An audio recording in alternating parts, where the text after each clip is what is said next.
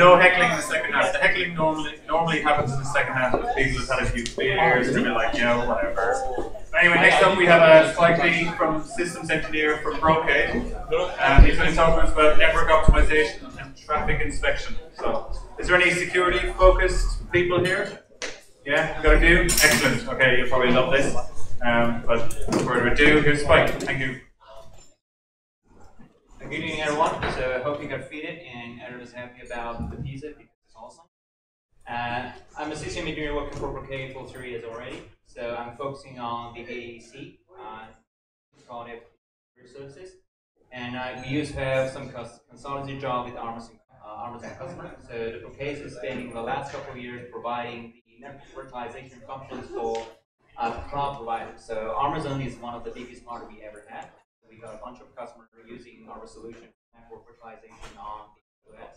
So you could easily find something on the AWS marketplace, with the virtual routers, the virtual ADCs, and there. So today's session is about enabling the advanced security for cloud. But at the very beginning, I'm going to give you some idea about application load balancer services. So is anyone familiar with the ELB? Yeah, I believe guys. So basically, the functions for ELB is delivering the traffic evenly across your site. Right? So when the traffic is ELB, it's kind of a dumb traffic splitter that evenly traffic to every host. And also, it's responsible for handling some TLS sessions to health check, session persistent rules. But nowadays, if you're looking to how people think about redesign and optimize their network, by simply using a layer 4 like traffic splitter is not good enough. So that's why people leverage application load balancer in real time. So for the last year, the end of last year, in December, I can't remember exactly what date it is, but Amazon has launched their own application load balancer already. So it's kind of, Brocade has an overlapping solution with them, but the thing is, the application services from Amazon is still on early stage. So our solution has been verified and by many years. So we have had some richer feature, like rich feature enhancement to the current application load balancer. So if you want a hybrid, if you got a hybrid cloud, let's say you're using your own on data center on your own, and you're trying to leverage the traffic, goes to AWS as well. So if you want to have a global service load balancer and try to steer the traffic from your customer globally, so let's say you have a data center in London on Australia, you use those services. So you certainly want those customers who sitting in London trying to visit the closest one, right? So, but you can achieve that if you're using all of the infrastructure from AWS by using ELB. But if you want to leverage traffic between your own and hybrid clouds, so you literally need to deploy a solution for global DNS system or load balancing system. So all of the query from your clients will hit those authoritative DNS and give the correct answer. But also the DNS servers normally do not detect the health activity and go back to the server. So you need a computation for layer 7 health check as well as global service load balancer. That's what we're doing. And one of the common issues that people used to be struggling with is the content-based routing. So let's just say you got a website called AWS.com. So you put some of the repository for your images under /image URL, and you put some of the other like CFT template under the CFT/CFT. So if you're not using the content-based routing, you need to literally establish different instances for each of the URL path. Those limitations exist for the legacy, like classic ELB. But if you're using content-based routing, you could examine the DADC could examine what's in the content and forwarding the traffic based on content, what's in URL headers. And also common recent popular trend that people start to use HTTP2 web clients like Chrome or Firefox. They also support HTTP2. So if you want to support HTTP2, but you don't want to change backend infrastructure, so what you're going to do? You could apply the ADC sitting in between of your clients and backend servers and let it work as a translator. So all of the HTTP connection connecting to the ADC will be translated to HTTP 1.1 or 1.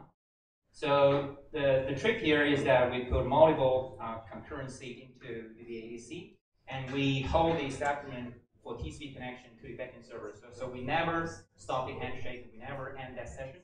So we're mapping multiple concurrent sessions into a couple of sessions in the backend. That's called HTTP multiplexing, or you can call it TCP multiplexing.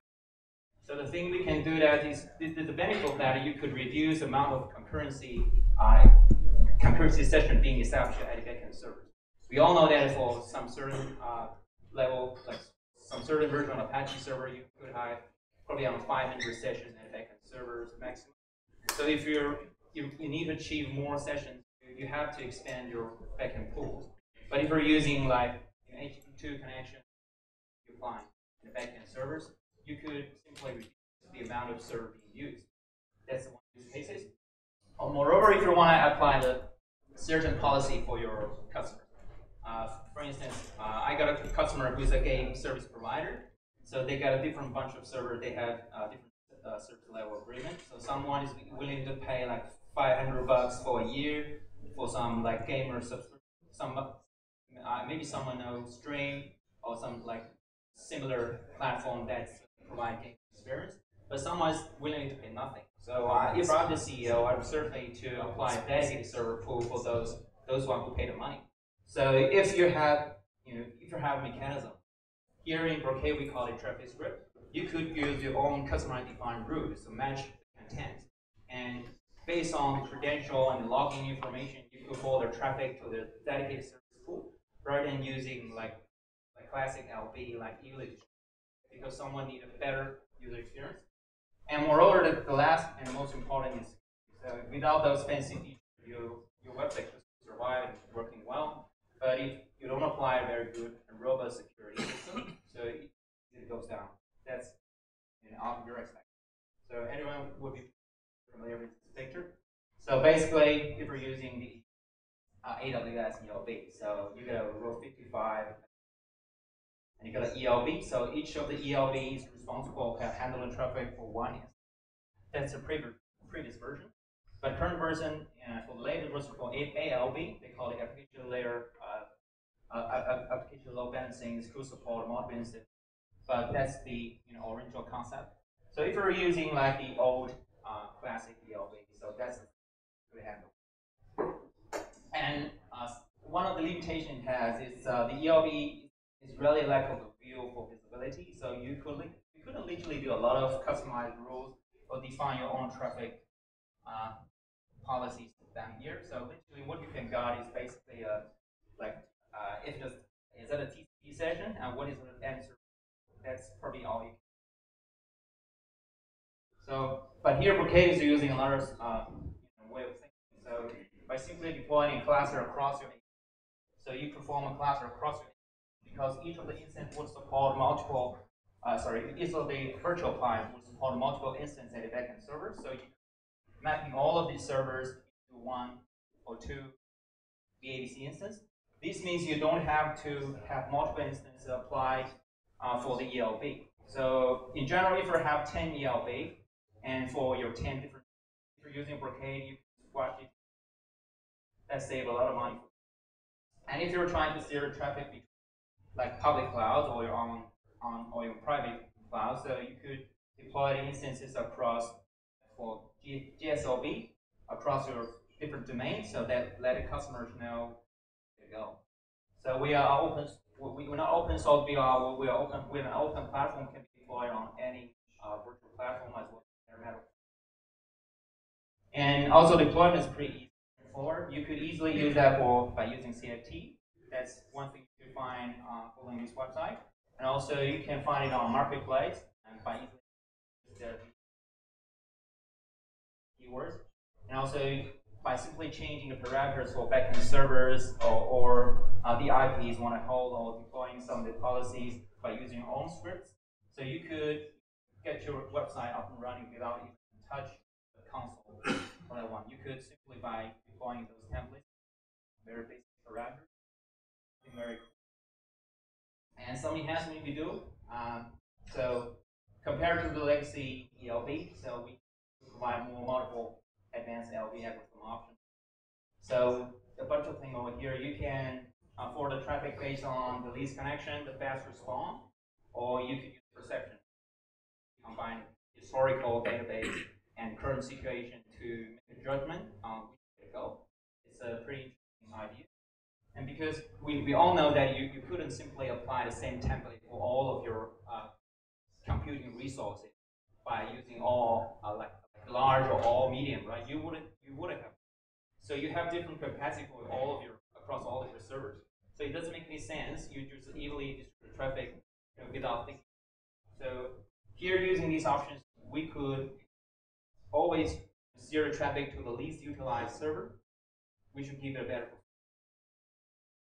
And because we support more different protocols, like we support HTTP, not just HTTP, but also FTP, LDAP, POP3, and you can forwarding the traffic based on those type of traffic and both type of protocol. And for session prediction, we provide more options. So legacy ELB, so it's only. So here you could use IP-based insert for header in reply traffic to monitor the client IP address. Use the SSL standardized ELB support, and even the latest ALB won't support all of these. And that's all that we have layer 7 health. So if we're using the ELB, so it's doing the detection for health track based on the, you could say it's kind of ping. So it's if I can ping those address and the port is okay, I'm assuming that the service is up. But if we're using multiple different like choices for or if we're using the RSTP or something DNS, so if the port is up and if the ping is okay, it doesn't necessarily mean the health is healthy. So using layer 7 health check, you could detect if service is actually up. This one, another thing we can. So for the perspective for LB function, we provide more protocols and health check. And also you can scale out ELB without blowing budget because you can simply attach a couple of instances and multiple instance groups. And also we are hybrid cloud friendly. You can usually deploy either on AWS or and it's very easy to deploy using CFT. But the key point today is not all of that. It's just some enhancement features. Key point is that we call it Switch RV9 because we are in one embedded version and including the web application firewall as well as the caching system, global DNS as well as the results. I could add something. Actually it's a very huge list in there. But the key feature is the load balancing and WAF. So if any one of you are pretty familiar with the WAF, so anyone give me an idea what we're currently for your website? So is anyone using WAF already? Or Platform WAF? Yeah, WAF. Yeah. So but I believe some of the customers in AWS they're using IAM or they're using some of the other vendors. But each one here is that the old way, back in the old days, we're using a couple of like 5 tuples for TCP/IP to stop the traffic. So we define the protocols, define the port range, and then the source and destination IP address. But those kind of enhancement is not really helpful today for stopping. Because if you see, these are the old days attack, like the SYNC flooding, the ICMP flooding. Those can be stopped by legacy firewall. But you look at what's happening here nowadays. So most of the penetration attacks were hidden underneath, like port 80. So for legacy firewall, it's perfectly normal because if you're using 80, the IP is legitimate. So why would I stop the traffic? But some bad user could still use API port 80 to penetrate your website. It's very, very easy to do that. So in order to examine those traffic, you need a DPI solution for packet inspection. So you need a layer 7 application firewall who can look deeper into the packet and what's hidden underneath HTTP headers, as well as the inside of the application. That is the key thing you have to do. Otherwise, your website would easily get. So here's the OWASP top 10. So anyone familiar with OWASP? Yeah, a couple of guys. So here are the things, and the most common threats for web application attacks. The first one is injection of code and circle injection, pretty common, followed by broken authentication, session management, cross-site looping, or whatever, like cross-site request. So these are the most common attacks, rather than like the or flooding. Those stuff are outdated. We see plenty of bad examples happen here in Australia as well as global. So anyone experiencing that last year census site down? Yeah, a couple of guys. I spent 3 hours trying to log in the site, but I couldn't do it. So on the other day, the Australian government announced that we have experienced like DDoS attack, and our website goes down. Yep. Who to blame? We got nothing to blame, but the thing is, these things happen a lot every time. This is a typical layer 7 DDoS attack. Everybody could do that by simply doing some simple things. Yeah, but that's the official announcement says DDoS attack. Maybe their design's not really good enough, but they need to find someone to blame. So they said it's a DDoS attack. Yeah.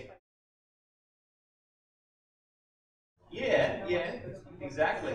Yeah, these things could have been avoided by applying WAF, and meanwhile they could use like live extension system like DRS or VMware or like electric load balancers to extend their resource pools.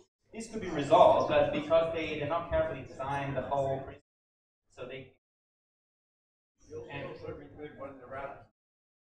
Yeah. Configuration. Yes. Yeah. Whatever it is, but the thing is, this is something everybody could. And there's also a live case in Australia. There's a cosmetic retailers who lost their database to hackers, so they make an emergency announcement, encourage all of their customers to change their credit card immediately.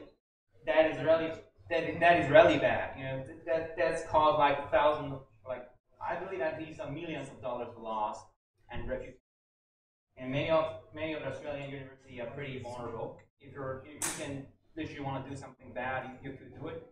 And plenty of business on global like Sony, X, it's a long list going.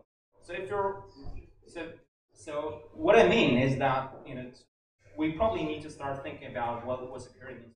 Let's think about what's the worst case. What's the worst case I could handle. So what is the biggest loss on week? So that's something you need to take before your design or even after deploy your network. And the hacking could be pretty simple, could be very complex. So if you have a website who will allow the customer to submit a form, like a registration or post, like BBS web post. So if you're not really careful enough apply the security enhancement on it, then some bad user would apply like circle like codes into it, maybe by simply one line or some command. In worst case, they could fish out all of your database. So that's why you need patches on your servers or the web system. And there's some free tools maybe could use to initiate attack and DDoS. The one I'm showing here is called a slow HTTP test. It's a free one. You can download it from Linux by sudo. It is. And in worst cases, you could use some really free tools for the. So this includes some of the most popular tools like Kali. So yeah. So if you know Linux, you could use Hydra for brute force attack, map for database. So we use it on this robot. Yeah. So there's a bunch of different tools like Switchblade, slow loris, bad things could happen, and all of the attackware software is free. That's one bad thing again. So yeah, yeah. If people want to do some bad things, they can get the software very easy. That is really catastrophic. Yeah. So some people could easily find an open like website who's opening their data set database and expose their database in some URL like this, like PSP $IDs equals. You could simply search this mark, and if you could find those marks by simply issuing some like apostrophe at the back end.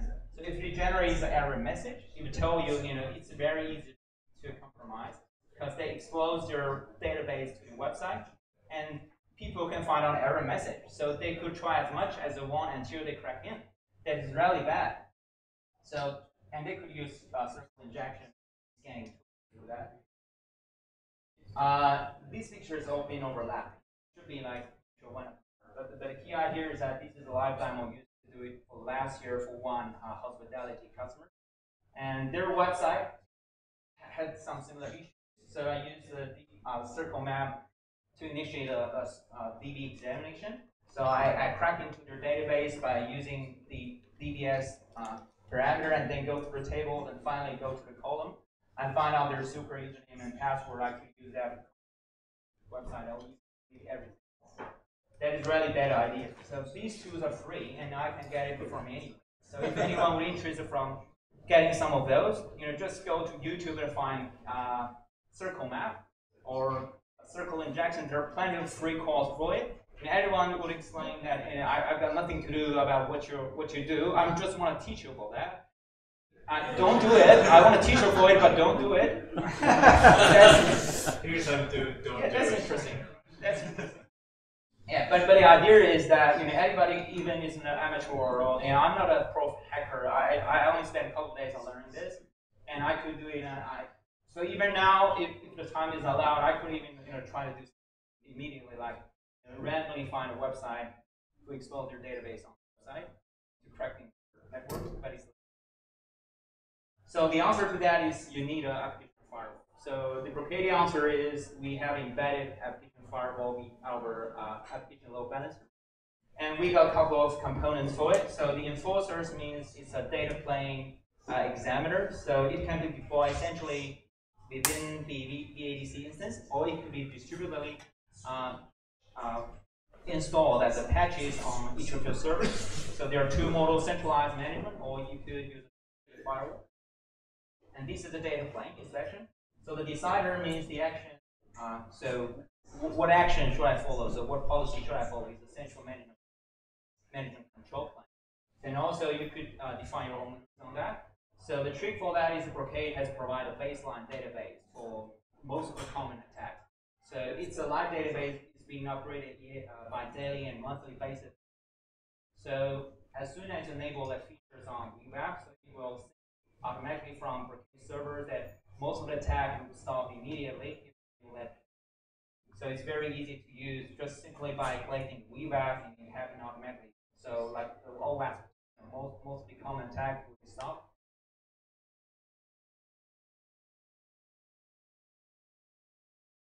Sorry? Yeah. Yeah.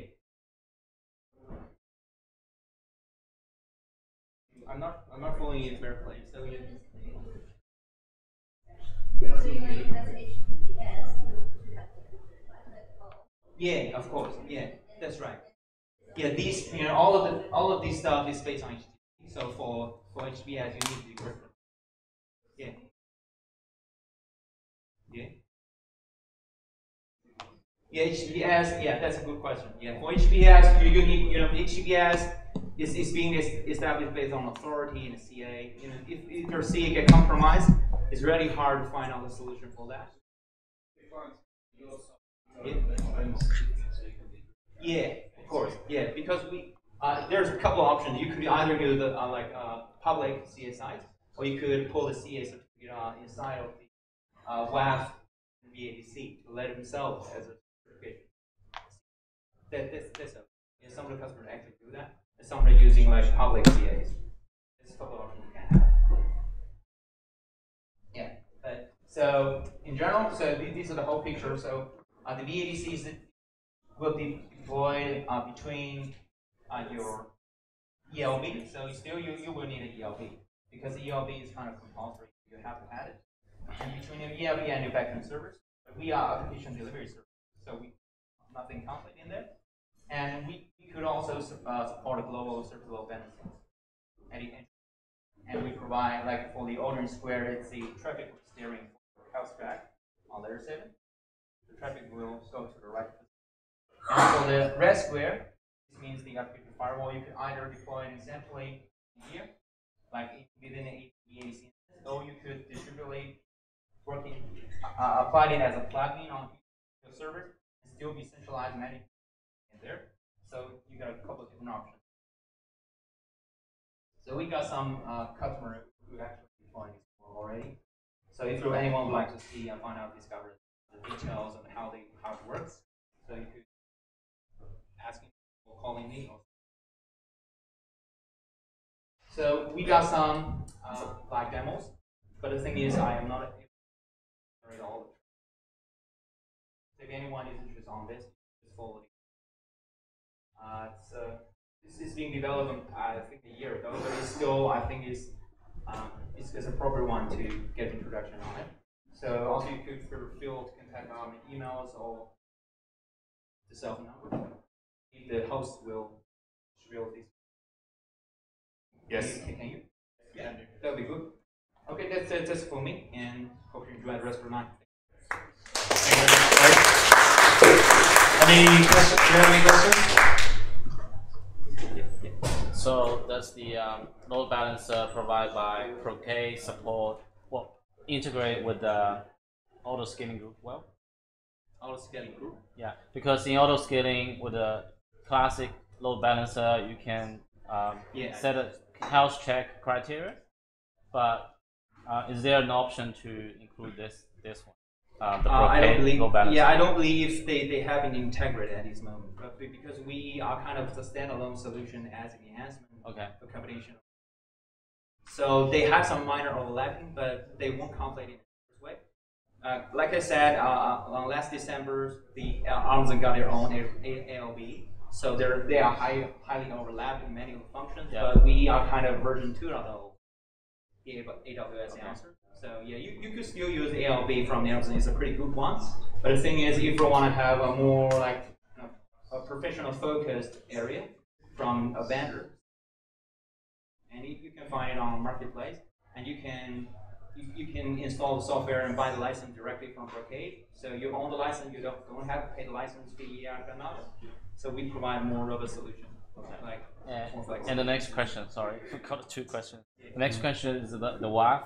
It's gonna getting updates from Brocade, or who is gonna update the WAF? Yeah, from Brocade. Yeah, Brocade has a developer team who is focusing on the OWASP, like DBAA. There's many resources for like open source security, like forums. Yep. So we get the information updated lively from our database. So as soon as we found if some new penetration attack shows up, we'll try to patch it immediately.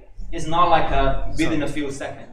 You could still get compromised in the first couple of days if some defects are found, but we will try as hard as to get those database. Yeah, I got a question. AWS WAF is available on the ALB in some region and probably available in Sydney soon. Yeah. And how do you compare the AWS WAF and your WAF? That's that's a very hard question to answer. We love a hard question. Yeah, the thing is, for the last couple of years, Brocade is doing the strategic partner for AWS for LB for a long time.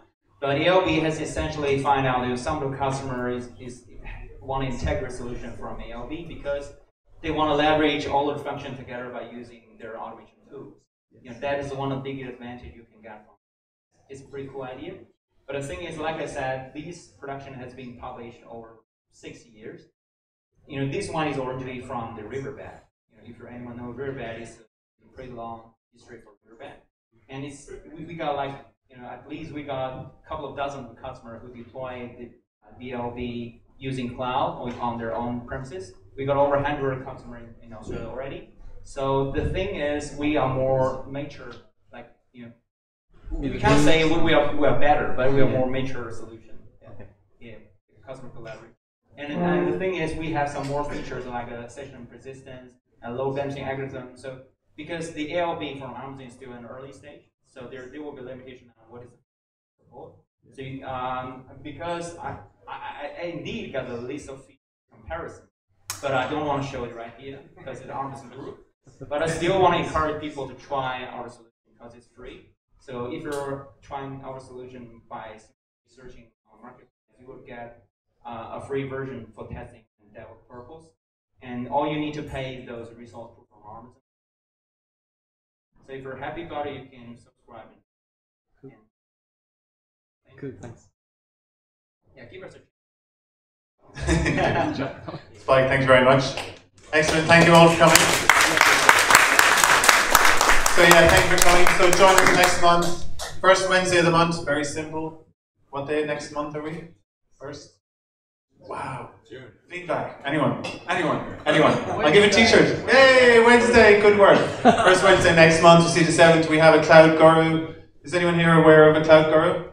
Yes, excellent. Done any courses with them? Yeah? Good stuff. And Commvault, and brought to you, of course, by Polar7 and the team, white t-shirts knocking around. Thank you all for coming. Have a good evening. We'll be hanging around for a few minutes, but we'll talk to you soon. See you, everyone. Thank you.